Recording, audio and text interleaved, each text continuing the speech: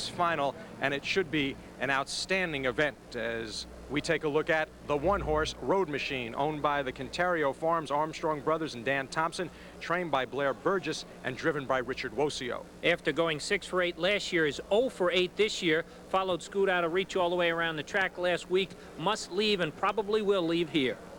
Now the 2-horse was center strip. He was scratched.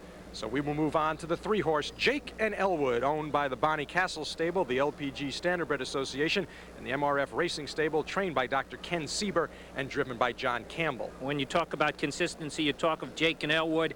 8 of 11 last year, 8 for 11 so far in 90, 1 under wraps in 54 and 2 last week.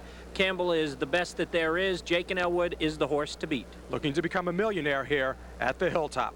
The 4-horse is No Taste, owned by the Bayama Farms and Bernard Schlappa, trained by Elaine Thomas and driven by Yves Filion. Caught some respect last week from the Yonkers public, going off at 5 to 1. Hasn't hooked Jake and Elwood yet, though, and/or Scoot Out of Reach for that matter. Yves Filion will be dueling his brother Herve, who's right next door. The 5-horse is See the USA, owned by Rome, Taffel, Framke, and Cohn, trained by Gerald Pacino and driven by Herve Filion. Superior as a 2-year-old who hasn't reached that level this year. Herve is banking on the back class, showing tonight also needs a trip here. The 6-horse is Drop Off, owned by the Flicker brothers, trained by Kenneth Oscarson and driven by Ted Wing. Was an upset winner here last week in 154 and 4. Was surprised that Herve Filion chose See the USA over Drop Off. Who knows, maybe Ted Wing drops into the catbird seat. And that was a question that Jody had posed after last week's show. The 7-horse is Scoot Out of Reach, owned by Arlene Traub, trained by Tom Artandi and driven by the Magic Man, Billy O'Donnell. Has shown the ability to race either on or off the pace. We'll need that ability tonight. Has to try and win from the 7-hole. Has the quality and the ability to win here. The question is post position. The 8-horse is Fortune Leader, owned by the Marmax Stable and the Windcrest Stable, trained by Margaret McGuire and driven by Joe Marsh Jr. Rank outsider will have to loop the field here. To be truthful with you, Gary, I don't see it happening.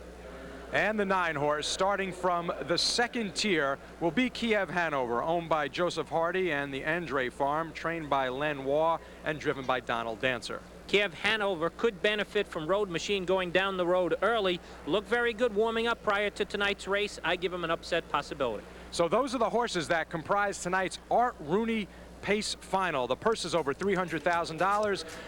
Track record possible, and possibility for a millionaire night for Jake and Elwood. And we will have this race for you right after these commercial messages.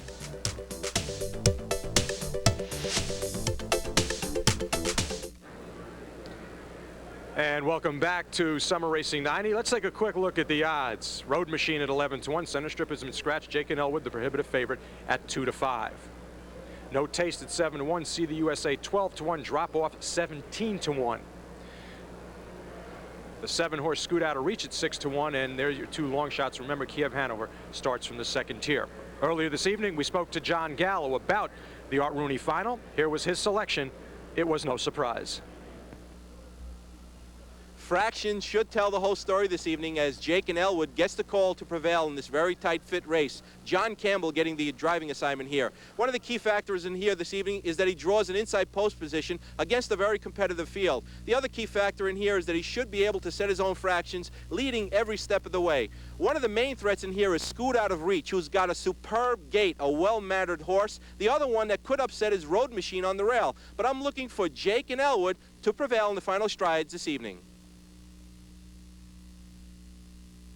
And Jake and Elwood is the deserved favorite. I don't know if he deserves to be 2 to 5, and Scoot Out of Reach deserves to be 6 to 1 because these two have battled before and they've been very close on almost every single occasion. But when you talk about post position, John Campbell, horse coming off the kind of victory he had last week, that's why you see Scoot Out of Reach at odds on.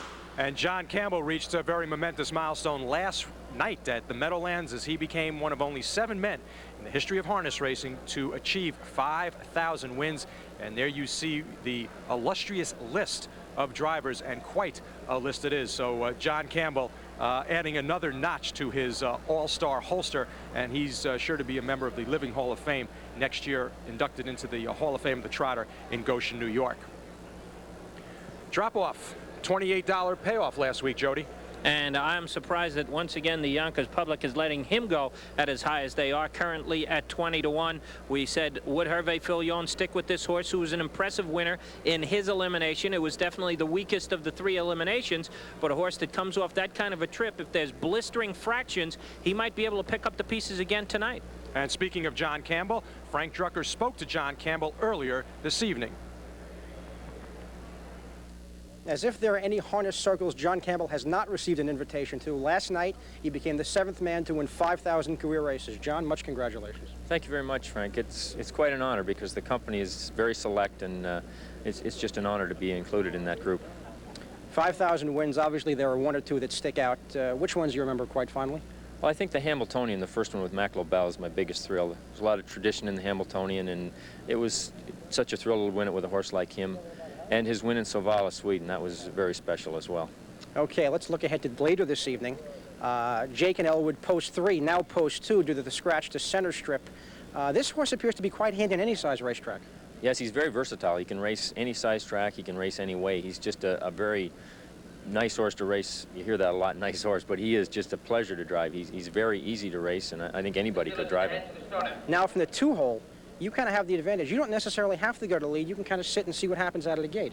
Well, that's one of the advantages driving a horse like Jake. He can race anyway. He doesn't have to bust out of there. His manners are impeccable. So it's just kind of a wait-and-see approach with me. Once the gate folds, I'll see how much early speed there's going to be and determine from there whether to try for the lead or not. Jake and Elwood, the horse. John Campbell, career win number 5,000. John, congratulations and thanks again. Thank you very much, Frank. Okay, gentlemen, thank you. And the horses will move in, Jody, due to the scratch, but Kiev Hanover will still start from the 2nd tier. And that's an advantage for Kiev Hanover because he'd much rather be following the rail horse Road Machine than coming from the 8th post. But I think it's all going to be who's going to be following Jake and Elwood. With Campbell on the 2, you've got to believe he's going to try and go over Road Machine and try and get the lead as early as possible. Frank Drucker thinks Road Machine can put Jake and Elwood in the pocket. I'm not sure that's going to happen, and I don't think the bettors believe that either, because they've now pounded Jake and Elwood down to 1-5. Jake and Elwood looking to become a millionaire tonight at Yonkers Raceway in the Art Rooney Pace Final. The purse is over $300,000. Upstairs to track announcer Bob Meyer. Thank you, Gary. All 8 on the gate. They're off. No taste in between horses tries for the lead. Road Machine along the rail 2nd. Scoot out to reach the far outside 3rd. Jake and Elwood on the rail 4th. See the USA 5th. Kiev Hanover's off stride. Around the turn down the backstretch. Road Machine in front by a length. No Taste looks to drop in 2nd. 3 lengths back to Scoot out to reach 3rd. Jake and Elwood 4th. See the USA 5th. Fortune Leader up on the outside 6th. Drop off 7th. Fall back to Kiev Hanover 8th. Approaching the quarter pole. Road Machine in front by a length. No Taste moves on the outside 2nd. Quarter time is 27-4. At the paddock turn the first time. Road Machine in front by a length and a quarter. No Taste elects to drop back in 2nd. Gap of 3 lengths, Scoot out to reach 3rd. Jake and Elwood the outside 4th. See the USA on the rail 5th. Fortune Leader the outside 6th. Drop off 7th. As they come by the stands the first time, Road Machine still in front by a little more than a length. No Taste back up on the outside 2nd. See the USA moves up along the rail 3rd. Scoot out to reach alongside 4th. Jake and Elwood 5th. Halftime is 56-3. Around the clubhouse turn the final time. Road Machine still in front by a length. See the USA on the rail 2nd. No Taste alongside 3rd. Scoot out to reach the outside 4th. With drop off on the rail 5th. Jake and Elwood the outside 6th. Kiev Hanover 7th. Fortune Leader's 8th. Down the backstretch, Road Machine maintaining a length advantage. See the USA on the rail 2nd. No Taste in between horses 3rd. Scoot out to reach 3 wide on the outside 4th. Jake and Elwood the far outside 5th. 3/4, 126-1. Around the far turn, Road Machine on the inside. Scoot out to reach alongside 2nd and challenge. That's Jake and Elwood the far outside 3rd. 3 of them across the track. We'll see the USA right there 4th. They approach the head of the stretch. Jake and Elwood the far outside the strong horse. Scoot out to reach in between horses. Through this stretch, Jake and Elwood gets the lead. Scoot out to reach 2nd. Jake and Elwood drawing away. Here's the finish. Number 3, Jake and Elwood, an easy winner by 2.5 lengths. Number 7, Scoot out to reach 2nd. We'll wait on the photo for the show spot. The mile in 1:55 flat. Let's go back to Gary and Jody. Well, last year in the Art Rooney Pace Final, you had horses like Dancing Master, Goalie Jeff, and Kentucky Spur, and Kick Up a Storm was the eventual winner with a late stretch move. We thought the same thing may happen here, but no. Jake and Elwood, the both of them, going 3 wide with Johnny Campbell, a 155 victory in the Art Rooney final. And I'm sure if you were to talk to John Campbell after the race, he'd tell you that this wasn't exactly the way he planned it.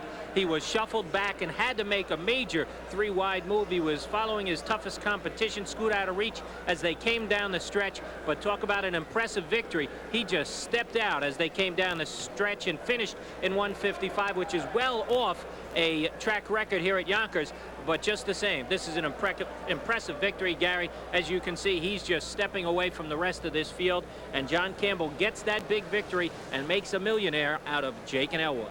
Jake and Elwood undefeated in his lifetime over a half-mile track. This is now 9 for 9. So the turns are no problem for Jake and Elwood. As you see the unofficial results, scoot out of reach and fortune leader.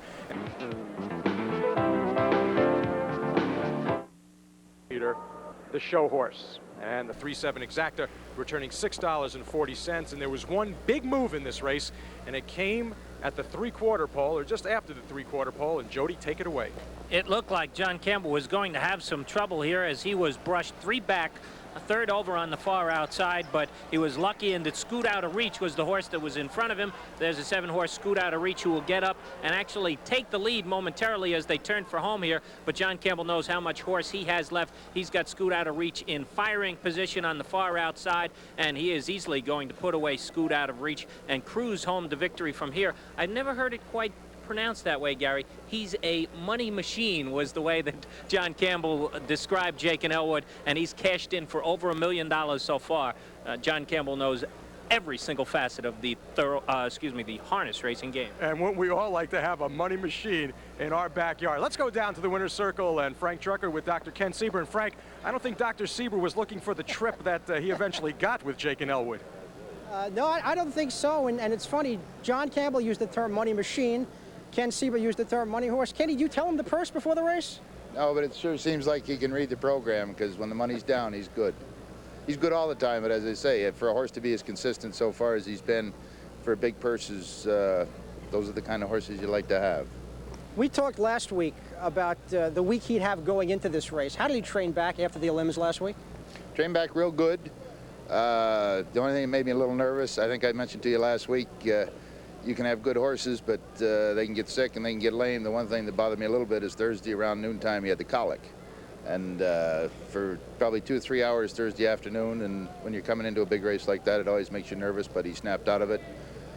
And we watched him real close up through this morning, and he's been fine. He ate good this morning, so other than that, he had a good week. Okay, what are his immediate plans now? What are your plans for him? Looks like, assuming he came out of this race all right, which he looked like he did, he'll go in the Oliver Wendell Holmes at the Meadowlands next Friday night.